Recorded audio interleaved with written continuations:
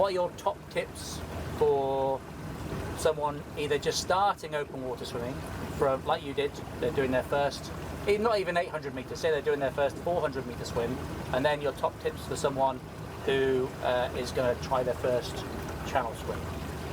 They might be the same tips.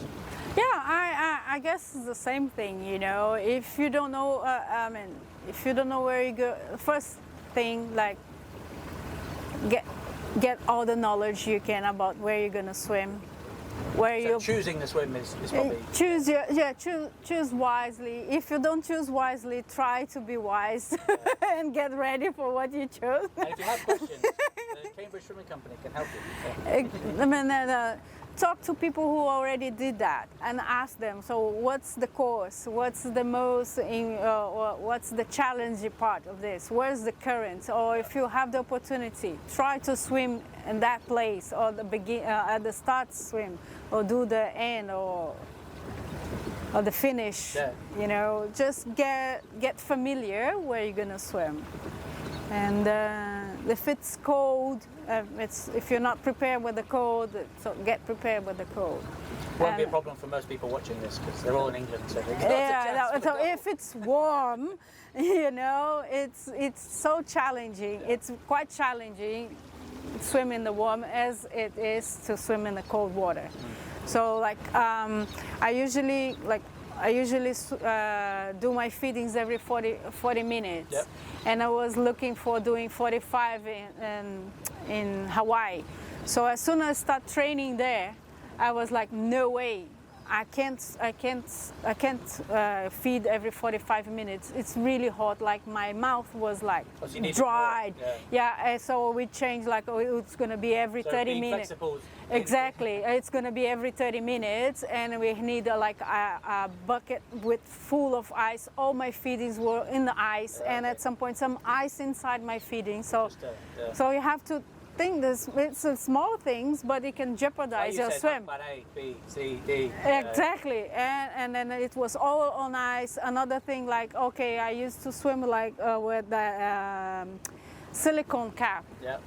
And again, my head was like burning. That temperature, at that temperature. So, and Kelly was like, okay, I have this latex. And I was like, oh, it's not. I mean, I don't like it because it pulls your hair. You can get cloth caps. Would that help?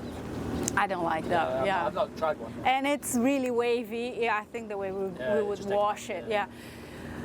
So I swam with a latex one, which is really thin. It helps. Shave your head and then. Yeah, we can do that. The same thing like in the North Channel. I use like a really thick, black. Okay, yeah, just silicone. As much heat as you can. Exactly. So these small things, you don't see like in books but if you talk to swimmers, they're just like, what did you do? What did you think about this and that? And you start collecting this more information.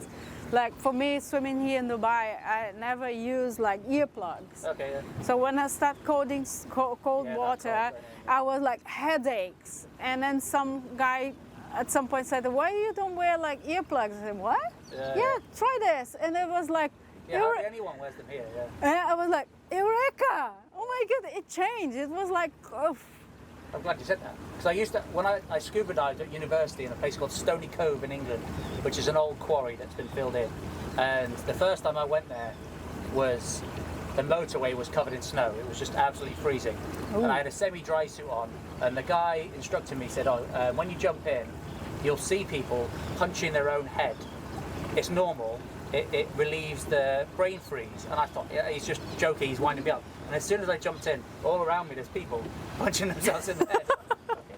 Maybe if they had earplugs, they'd have been all right. But exactly. Diving, you can't do that. You can, yeah. But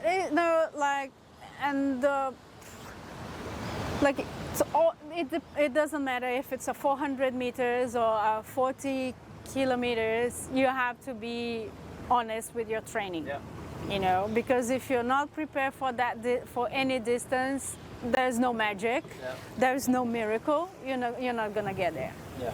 You know, and even if you may be injured. You're gonna injure your neck, your shoulder, or something. Whatever it So might be, yeah. exactly. So be prepared for the task that you are up to, and I mean physically, and if it's start getting long distance, then you have to work on the mentally and emotionally preparations as well. So because you're not going anywhere if your mind's not. Especially if you've got to swim for 4 hours in the same spot. Exactly, Yeah. you're not going anywhere if your mind is not set for that. Like people used to say, all these channels, the 7 channels, like the preparation, the physical, it's like 20% because you have to do that, yeah? But the rest, first step. yeah, it's the first step to get ready, you know, okay, I can swim that distance, but the rest is gonna be in your mind. Because if you're not prepared, like the adversities will come. It's a long time in the water, so, and it's not in a pool, you know, it's not a controlled environment, so the wind can pick up, like jellyfish can come, you can get stung, you can encounter some animals, not in a bad way, but it will change the dynamic.